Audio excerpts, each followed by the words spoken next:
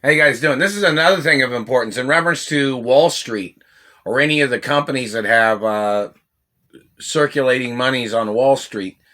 The activities of people having stocks in a company does not make you any investor of my mother and father's estates.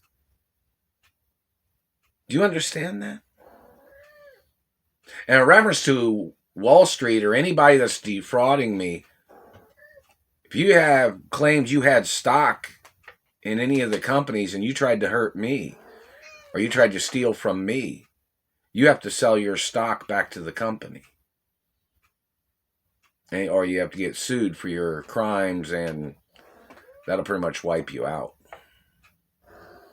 Don't forget, I'm known as the trillionaire baby when I was born. You know that, right? And quadrillionaire baby. Basic information. Both my parents came from wealthy families. My grandparents came from wealthy families. My great-grandparents came from wealthy families. So look at that family history of information.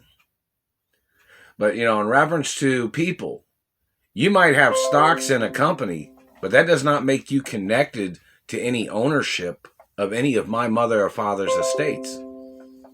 None whatsoever.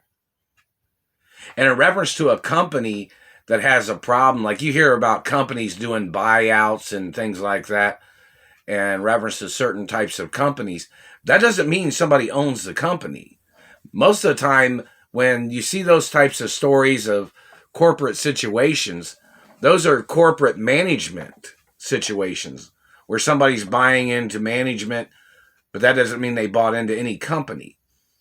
Management companies that are separate from corporations have absolutely no ownership of any of the company.